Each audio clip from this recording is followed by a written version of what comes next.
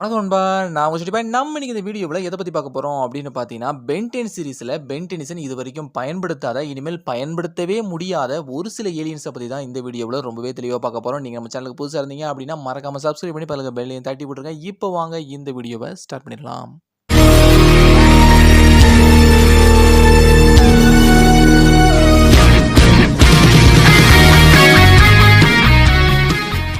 முதல்ல நம்ம பார்க்க போறது ஆனோடைட். இந்த ஏலியன் ஸ்பீசிஸை எப்படியாவது பென் டெனிசன் ஒரு தடவையாவது டிரான்ஸ்ஃபார்ம் ஆகி பென் 10 சீரிஸ்ல பார்க்கணும் அப்படின்னு சொல்லி எனக்கும் ரொம்ப நாளா ஆசை. ஆனா இதுவரைக்கும் பென் டெனிசன் ஒரு தடவை கூட இந்த ஆனோடைட் ஸ்பீசிஸா வந்து டிரான்ஸ்ஃபார்ம் ஆகுற மாதிரி காட்டியிருக்கவே மாட்டாங்க. இந்த ஏலியனோட உருவத்தை பார்த்தீங்க அப்படின்னா, இது எங்கிருந்து டிசைன் பண்ணியிருக்காங்க அப்படின்னு பார்த்தீங்கன்னா, டிசியில் வரக்கூடிய சேட்டன் கேர்ளையும் ஸ்டார் ஃபயரையும் ஒண்ணா சேர்த்து மிக்ஸியில் போட்டு அடிச்சு தான் ஆனோடைட் அப்படின்னு சொல்லக்கூடிய இந்த ஏலியன் ஸ்பீசிஸை உருவாக்கி வச்சிருக்காங்க.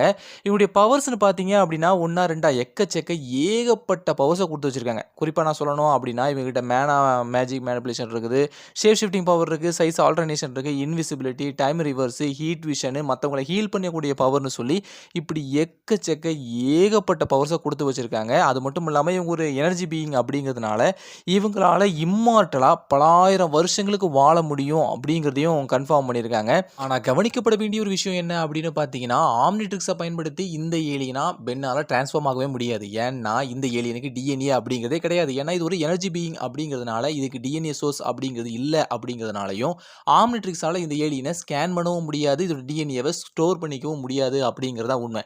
அப்போ பென்னால ஆனோடைட் ஸ்பீசிஸாக டிரான்ஸ்ஃபார்ம் ஆகவே முடியாதா அப்படின்னு சொல்லி கேட்டிங்க அப்படின்னா, முடியும். கண்டிப்பா முடியும். ஏன்னா நம்ம பென் டெனிசனே வந்து ஒரு ஆனோடைட் தான்.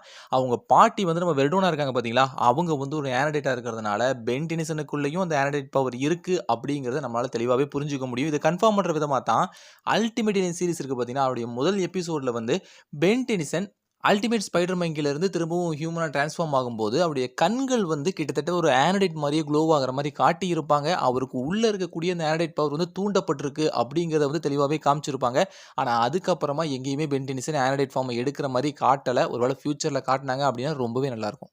2வது நம்ம பார்க்க போறது ஆஸ்மோசியன்ஸ். டிசியில் வரக்கூடிய மெட்டாமார்ஃப், அப்புறம் மார்வல்ல வரக்கூடிய அப்சர்பிங்மேன். இந்த 2 பேரையும் ஒண்ணா சேர்த்து தான் இந்த ஆஸ்மோசியன்ஸ் அப்படின்னு சொல்லக்கூடிய இந்த ஏலியனையும் கிரியேட்டர்ஸ் வந்து உருவாக்கி வச்சிருக்காங்க. ஆக்சுவலா இவங்க ஒரு ஏலியனா இல்ல ஒரு மியூட்டன்ட்டா அப்படிங்கிறதுலயே வந்து நிறைய பேர்த்துக்கு ஏகப்பட்ட வாக்குவாதங்களும், விவாதங்களும் இருக்கு அப்படிங்கிறது தான் உண்மை. இதுக்கான பதில வந்து ஆஸ்மோசியன்ஸ் அப்படின்னு சொல்லக்கூடிய அந்த ஆரிஜின் வீடியோல இவங்கள பத்தி ஒரு ஆரிஜின் வீடியோ நம்ம ஏற்கனவே போட்டிருக்கோம். அதுல வந்து நான் தெளிவாவே சொல்லியிருப்பேன். மறக்காம டைம் இருந்தா செக் பண்ணி பாருங்க. இவங்க பவர்ஸ் பத்தி சொல்லணும் அப்படின்னா, இவங்களால லிவிங் அண்ட் நான் லிவிங் திங்ஸோட எனர்ஜியை அப்சர்வ் பண்ண முடியும் அப்படிங்கிற மாதிரி சொல்லியிருப்பாங்க. இவங்க எந்த மாதிரியான மெட்டல்ஸை அப்சர்வ் பண்ணுறாங்களோ அதுக்கு ஏற்ற மாதிரியான ஸ்ட்ரென்த் அண்ட் டியூரபிலிட்டி, ஸ்டாமினா வந்து இவங்களுக்கு கிடைக்கும் அப்படிங்கிறதையும் தெளிவாகவே கன்ஃபார்ம் பண்ணியிருக்காங்க. குறிப்பாக நம்ம சொல்லணும் அப்படின்னா, இரும்பு அப்சர்வ் பண்ணாங்க அப்படின்னா அந்த இரும்புக்கு ஏற்ற மாதிரியான ஸ்ட்ரென்த் அண்ட் டியூரபிலிட்டி இவங்களுக்கு கிடைக்கும். நீங்கள் வந்து பென்டென் சீரிஸில் பார்த்தீங்க அப்படின்னா, அல்டிமேட் ஹியூமங்கஸாரை, அதாவது அல்டிமேட் ஹியூமங்கஸாரை ஒரே அடியில் நம்ம கெவின் வந்து பறக்க விட்டுருப்பாரு அப்படிங்கிற மாதிரி காமிச்சிருப்பாங்க. ஸோ இவங்களுடைய ஸ்ட்ரென்த் வந்து எந்த அளவுக்கு இருக்கு அப்படிங்கிறத நிரூபிக்கிறதுக்கு வந்து இந்த ஒரே ஒரு சீன் போதும் அப்படின்னு சொல்லி நான் நினைக்கிறேன். அந்த அளவுக்கு, அதாவது அல்டிமேட் ஹியூமங்கஸார் வந்து எந்த அளவுக்கு ஒரு பவர்ஃபுல்லான ஒரு ஏலியன் அப்படிங்கிறத நான் சொல்லி தான் உங்களுக்கு புரியணும் அப்படிங்கிறது தேவை கிடையாது. அந்த அளவுக்கு ஒரு பவர்ஃபுல்லான ஒரு ஏலியனை வந்து ஒரே ஒரு ஷாட்டில் பறக்க விடுறது அப்படிங்கிறது வந்து இவங்களுடைய ஸ்ட்ரென்த் எந்த அளவுக்கு இருக்கு அப்படிங்கிறத வந்து தெளிவாகவே காட்டுது அப்படிங்கிறத நம்மளால புரிஞ்சுக்க முடியுது. ஏலியன் ஃபோர்ஸ் அப்புறம் அல்டிமேட் ஏலியன் சீரிஸ் இந்த 2யுமே நீங்க பார்த்தீங்க அப்படின்னா, இவங்க ஒரு ஏலியன்ஸ் தான் அப்படிங்கிறத தெளிவாவே கன்ஃபார்ம் பண்ணியிருக்காங்க. ஸோ இவங்க ஒரு ஏலியன்ஸா இருக்கிற பட்சத்தில பென் டெனிசன் மட்டும் இவங்களுடைய ஃபார்மை எடுத்தாரு அப்படின்னா ரொம்பவே நல்லாயிருக்கும். ஆக்சுவலா பென் டெனிசன் மாறினாரு அப்படின்னா அவருடைய லுக் எப்படி இருக்கும்? அவர் அந்த எனர்ஜியை அப்சர்வ் பண்ணுற விதமாக இருக்கட்டும், இல்லை அந்த தன்னுடைய பவர்ஸை வெளிப்படுத்துகிற விதமாக இருக்கட்டும், அது எப்படி இருக்கும் அப்படிங்கிறத பார்க்கணும் அப்படின்னு சொல்லி நான் ரொம்பவே ஆசையாக இருந்தேன். ஆனால் பென் 10 சீரிஸில் ஒரு தடவை கூட பென் டெனிசன் ஆஸ்மோசியன்ஸாக டிரான்ஸ்ஃபார்ம் ஆகலை அப்படிங்கிறது வந்து ரொம்பவே ஒரு சோகமான ஒரு விஷயம் தான். அதுக்கப்புறமா வந்து ஆம்னிவர்ஸ்லையும் டோட்டலாகவே கவுத்தி போட்டு ஆஸ்மோசியன்ஸ் அப்படிங்கிறவங்க வந்து ஏலியன் ஸ்பீசிஸ் கிடையாது, அவங்களும் ஹியூமன்ஸ் தான், என்ன மியூட்டன்ஸ் அப்படிங்கிற மாதிரி மாற்றி விட்டுருப்பாங்க. ஆக்சுவலாக alien force and ultimate alien சீரிஸில் கொடுக்கப்பட்ட அந்த ஸ்டோரிஸை வந்து நொறுக்கிற விதமாகத்தான் இவங்க சொல்லியிருப்பாங்க. ஆனால் அதை தெளிவாக பார்த்தீங்க அப்படின்னா இவங்க ஒரு ஏலியன்ஸ் தான் அப்படிங்கிறத உங்களுக்கு தெளிவாகவே புரியும். என்ன 2ம் வேறு வேறு டைம் லைன் அப்படிங்கிறதுனால ஒரு சில கன்ஃபியூஷன்ஸ் ஏற்பட்டிருக்கு, அவ்வளவுதான். 3வது நம்ம பார்க்க போகிறது ஆர்ஜிட். இதோட ஸ்பீசிஸ் பேர் என்ன அப்படிங்கிறது தெரியல. ஆனா முள்ளமன்றி மேல இன்ஸ்பயர் ஆகி தான் இத உருவாக்கி வச்சிருக்காங்க அப்படிங்கிறது மட்டும் தெள்ளத் தெளிவா தெரியுது. முள்ளமன்றி மாதிரி இதோட முதுகுலயும் ஏகப்பட்ட முற்கள் இருக்கிற மாரி காட்டியிருப்பாங்க. அந்த முற்கள வச்சு இதால எதிரிய தாக்க முடியும். தாக்குறது மட்டும் இல்லாம எதிரிகள மயக்கமடைய வைக்கவும் முடியும். அவங்க உடம்ப வந்து மரத்து போக வைக்கிற சக்தியும் இந்த முற்களுக்கு இருக்கு அப்படிங்கிற மாரி காமிச்சிருப்பாங்க. ஸோ இந்த முற்கள் வந்து ஏகப்பட்ட விதத்துல இந்த ஏலியனுக்கு உதவியா இருக்கு அப்படிங்கிறத தெளிவாவே நம்மளால புரிஞ்சுக்க முடியுது. ஸோ இந்த ஏலியன் எதிரி கூட சண்டை போட வேண்டிய தேவையே கிடையாது. ஜஸ்ட் இதனோட முற்கள வச்சு எதிரிய அட்டாக் பண்ணுனா மட்டும் போதும்.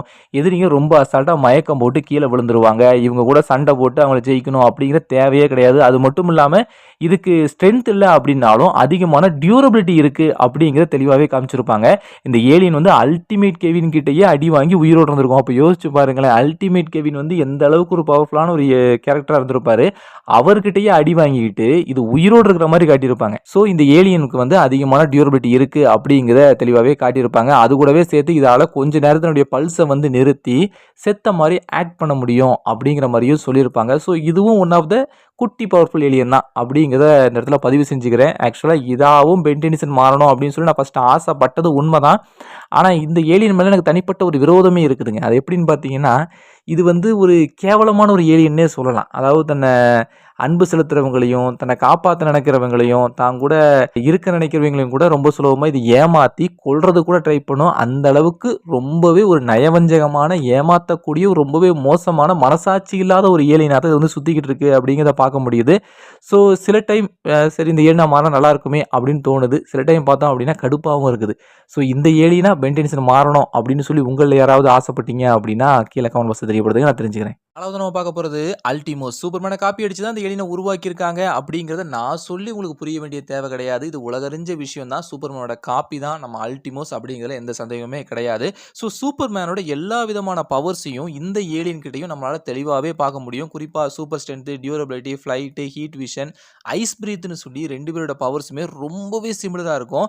அதுக்காக 2 பேருக்கும் சண்டை வச்சா யார் ஜெயிப்பா அப்படின்னு சொல்லி கேட்காதீங்க. 100% சூப்பர்மேன் ஜெயிக்கிறதுக்கு தான் அதிகமான வாய்ப்பு இருக்கு. ஸோ நம்ம டாபிக் விட்டு வெளியே போறோம்னு நினைக்கிறேன். நம்ம அல்டிமோஸ் வந்து என்ன ஸ்பீசிஸ் அப்படிங்கிறது தெரியல. இதுவரைக்கும் பென் டெனிசன் சொல்லவும் இல்ல. ஃபேண்டம்ல கூட அது பதிவு பண்ணல அப்படிங்கிறது தான் உண்மை.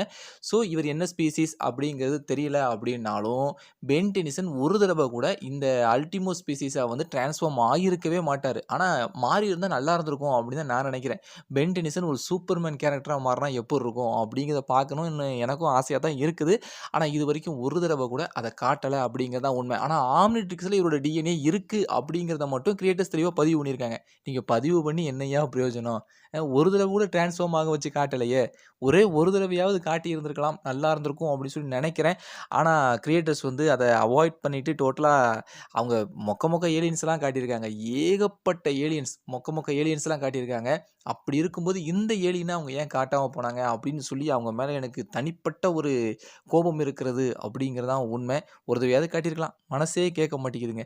ஒரு பவர்ஃபுல்லான ஒரு ஏலியன காட்டாம இருக்கிறதுலயே மொக்க மொக்க ஏலியன்ஸையா காட்டி நம்மள வெறுப்பேத்திக்கிட்டு இருக்காங்க அந்த கிரியேட்டர்ஸ். 5வது நம்ம பார்க்க போறது சாண்ட்பாக்ஸ். ஆக்சுவலா இத வந்து அன்யூஸ்டு ஏலியன்னு சொல்றத விட அன்சீன் ஏலியன்னே சொல்லலாம். ஏன்னா இதுவரைக்கும் பென் 10 சீரிஸ்ல வந்து இந்த ஏலியன் நீங்க பார்த்திருக்கவே மாட்டீங்க. இதுவரைக்கும் நான் சொன்ன ஆனடேட்டா இருக்கட்டும், ஆஸ்மோசியன்ஸா இருக்கட்டும், ஆர்ஜிட்டா இருக்கட்டும், அல்டிமோஸா இருக்கட்டும், இந்த எல்லா ஏலியன்ஸையுமே நீங்க வந்து பார்த்திருப்பீங்க. இது இப்படித்தான் இருக்கும் அப்படின்னு சொல்லி உங்களுக்கு தெரியும். ஆனா சாண்ட்பாக்ஸ வந்து இதுவரைக்கும் நீங்க பென் 10 சீரிஸ்ல எங்கேயுமே பார்த்திருக்க மாட்டீங்க. ஜஸ்ட் அதோட பேர மட்டும் நீங்க வந்து அந்த கென் 10 அப்படிங்கிற எபிசோட்ல கேள்விப்பட்டிருக்கலாம். சாண்ட்பாக்ஸ் அப்படின்னு சொல்லி நம்ம பென் 10,000 வந்து கென் கிட்ட சொல்ற மாரி காட்டியிருப்பாங்க.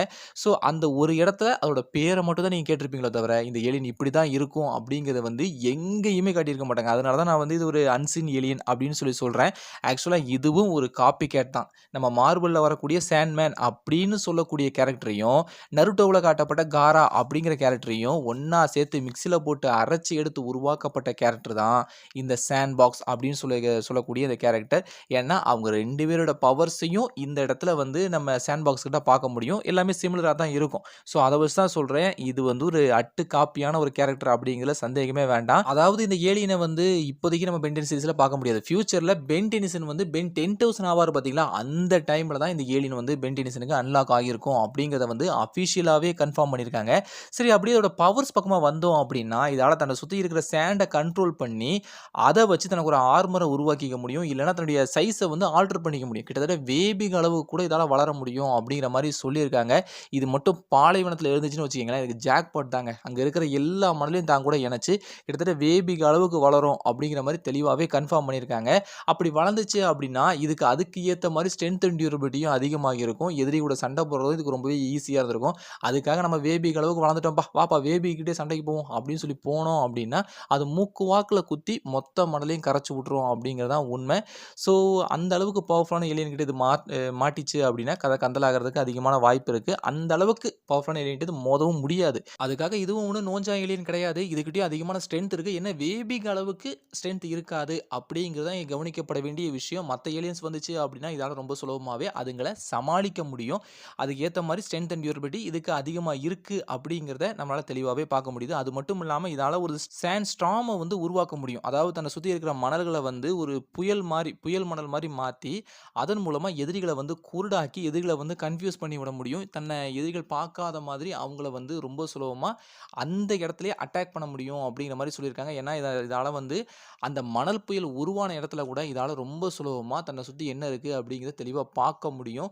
ஸோ, அதன் மூலமா எதிரிகள வந்து ரொம்ப சுலபமா வீழ்த்தவும் முடியும் அப்படிங்கிற மாரி சொல்லியிருக்காங்க. ஸோ, இதுவும் one of the powerful alien தான். அதுல சந்தேகமே வேண்டாம். அவ்வளோதாங்க இந்த வீடியோவுல. இந்த வீடியோ உங்களுக்கு பிடிச்சிருந்துச்சு அப்படின்னா, மறக்காம லைக் பண்ணுங்க, ஷேர் பண்ணுங்க, சப்ஸ்கிரைப் பண்ணுங்க. அடுத்து ஒரு நல்ல வீடியோல உங்கள சந்திக்கிறேன். Tata, bye bye, C you.